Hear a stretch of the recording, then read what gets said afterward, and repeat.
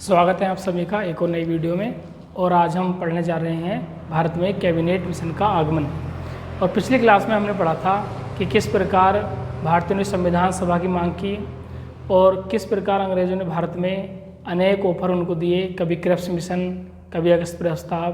तो इस तरह की क्रियाएँ भारत में चल रही थी, लेकिन भारतीय अब संविधान सभा से कम कुछ भी नहीं चाह रहे थे। तो इसी के संबंध में भारत में आगमन होता है कैबिनेट मिशन का।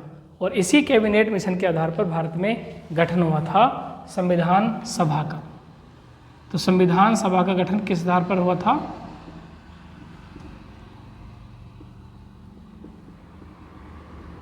कैबिनेट मिशन के आधार पर हुआ था। तो ऐसा क्या हुआ कि अब अंग्रेज़ों ने क्रिप्स मिशन के बदले भारत को डायरेक्ट कैबिनेट मिशन दे दिया? तो देखिए, द्वितीय विश्व युद्ध के बाद ब्रिटेन आर्थिक संकट से जूझ रहा था और वहाँ के नागरिकों ने सरकार का तख्ता पलट कर दिया। जिस प्रकार विंस्टन चर्चिल अलग अलग नीतियाँ लागू कर रहे थे और भारतीयों को किसी भी हालत में आज़ाद नहीं करना चाह रहे थे, तो उसी समय ब्रिटेन में तख्ता पलट हो जाता है और लेबर पार्टी के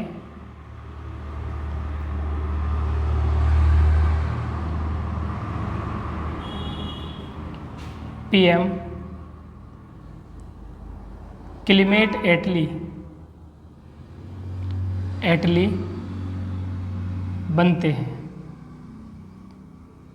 तो अब ब्रिटेन में तख्ता पलट होने के बाद नए प्रधानमंत्री लेबर पार्टी के कौन बन चुके हैं? क्लीमेट एटली।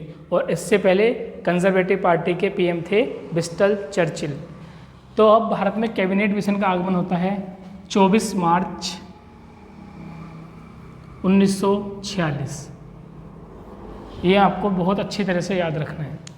तो आइए समझते हैं कि इस कैबिनेट मिशन में ऐसा क्या था कि भारतीयों को संविधान सभा मिली। क्योंकि इस समय क्लीमेट एटली भारत को आज़ाद करने के पूरे मूड में आ चुके थे और इन्होंने इसीलिए कैबिनेट मिशन भेजा। तो इस कैबिनेट मिशन में 3 व्यक्ति भारत आए। तो वो 3 व्यक्ति कौन थे? Number 1 Stafford Cripps. जो क्रिप्स मिशन आया था वो इन्हीं के नाम पर आया था और इस बार दोबारा से भारत आए। दूसरे व्यक्ति थे पेंथिंग लॉरेंस और तीसरे थे एबी अलेक्जेंडर। तो ये 3 व्यक्ति कैबिनेट मिशन के अंतर्गत ब्रिटेन से भारत आए। जो इसके अध्यक्ष थे वो थे पेंथिंग लॉरेंस। इस कैबिनेट मिशन में था क्या? तो देखिए, कैबिनेट मिशन के अंतर्गत भारत में संविधान सभा का गठन होना था और इन लोगों ने भारत को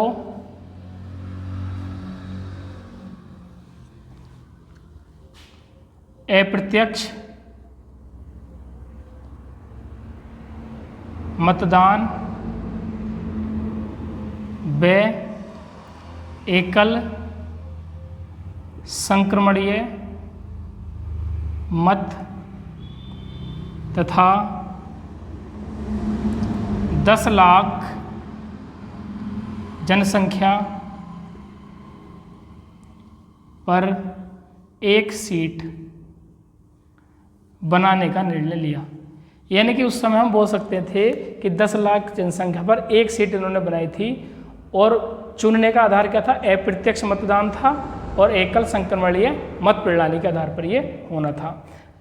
जैसे कि अभी भारत में चुनाव संपन्न हुए हैं तो भारत में सांसद चुने गए हैं, तो हम वैसे ही समझ सकते हैं कि उस समय ये लोग क्या चुने जा रहे थे? एक तरह से सांसद थे। तो इन्हीं के आधार पर भारत में क्या बनना था? संविधान सभा। तो टोटल भारत में 389 सीटें सामने आई। 93 सीटें देशी रियासत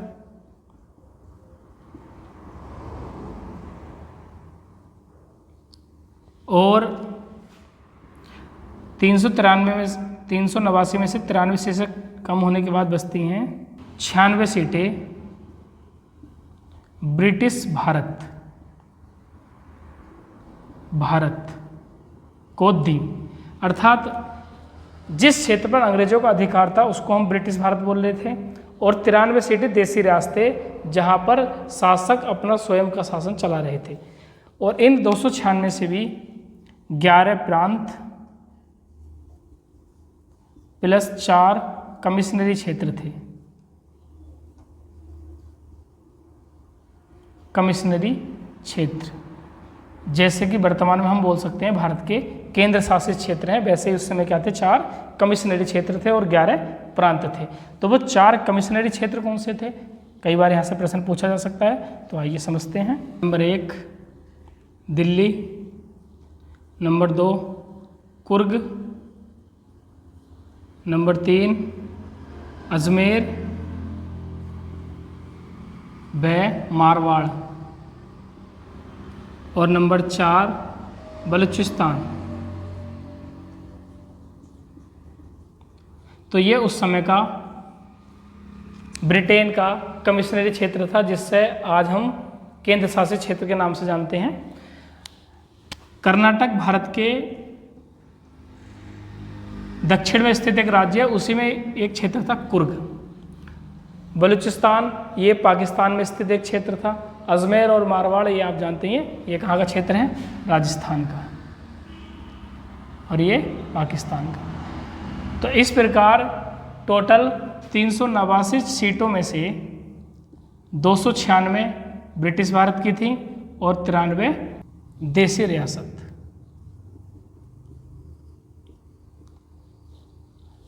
तो 11 प्रांत, तो 11 प्रांतों के हिस्से में टोटल कितनी सीटें आई, 292। तो इतनी सीटों पर होने थे चुनाव, और चुनाव का आधार क्या था, एकल संगणनीय मत, विशेष मताधिकार, 10 लाख जनसंख्या पर एक, और इनके चुनने के बाद ही संविधान सभा का गठन होना था भारत में। लेकिन कई व्यक्ति इस पर आरोप लगाते हैं कि भारत की जो संविधान सभा थी वो भारत की संपूर्ण जनता का प्रतिनिधित्व नहीं कर रही थी। क्यों? क्योंकि सबसे महत्वपूर्ण प्रश्न इसमें यह बन जाता है कि जब प्रारंभ में भारत में संविधान सभा का गठन हो रहा था तो इस विशेष मताधिकार के लोगों को इसमें शामिल किया गया था, जो उस समय जमींदार थे या कोई विशिष्ट क्षेत्र में योग्यता रखते थे, लेकिन भारत की संपूर्ण जनता या वयस्क जनता को इसमें शामिल नहीं करा गया था, जिस कारण से कई लोग भारतीय संविधान सभा को ही दोषी मानते हैं, क्योंकि इसमें विशेष मताधिकार के लोग हैं तो उन्होंने अपने हिसाब से सब चीज़ें तय की हैं। धीरे धीरे समय आगे बढ़ रहा है और अगस्त 1946 में चुनाव होने थे, और जब चुनाव होने थे तो चुनाव से पहले ही चुनाव का बहिष्कार होने लगा। तो इस चुनाव में देसी रियासतों ने भाग नहीं लिया। तो टोटल चुनाव कितनी सीटों पर हुआ, 292 और 4 कमिश्नरी क्षेत्रों पर।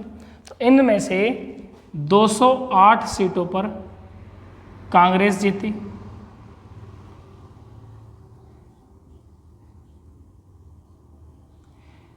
15 महिला उम्मीदवार,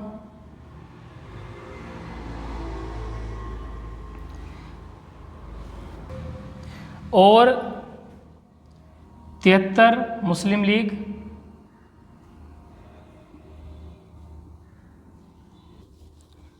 7 छोटी स्थानीय पार्टी,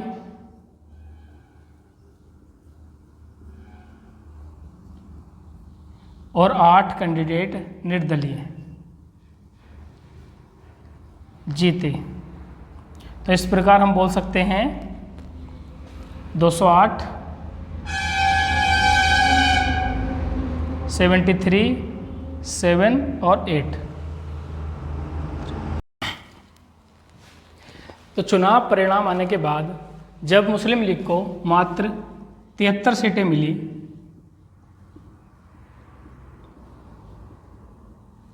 तो मुस्लिम लीग को बहुत निराशा हाथ लगी, जिस कारण उन्होंने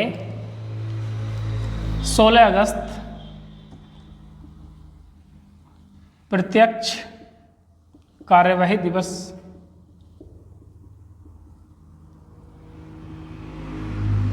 मनाने की घोषणा की।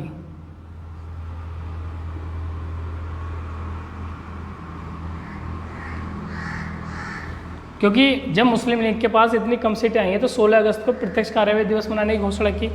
क्योंकि चुनाव परिणाम आने के बाद मुस्लिम लीग को ये लगने लगा कि अब संविधान सभा में हमारे लोगों का प्रतिनिधित्व कम होगा और हमारी सीटें बहुत कम हैं, तो इस आधार पर इन्होंने अलग संविधान सभा और अलग देश की मांग रख दी। लेकिन जैसे ही मुस्लिम लीग ने 16 अगस्त को प्रत्यक्ष कार्यवाही दिवस मनाने की घोषणा की, तभी बंगाल और बिहार के क्षेत्रों में भीषण दंगे शुरू हो गए। और जब ये दंगे शुरू हुए तो बड़ी मात्रा में मारकाट शुरू हुई। और इस मारकाट के चलते इसी बीच वायसराय ने 24 अगस्त को अंतरिम सरकार के गठन की बात कर दी, अंतरिम सरकार के गठन की घोषणा की।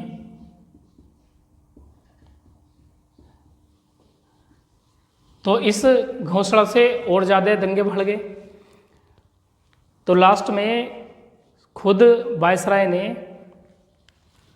बिना मुस्लिम लीग के ही भारत में अंतरिम सरकार के गठन की बात की और 2 सितंबर 1946 को भारत में अंतरिम सरकार का गठन हुआ।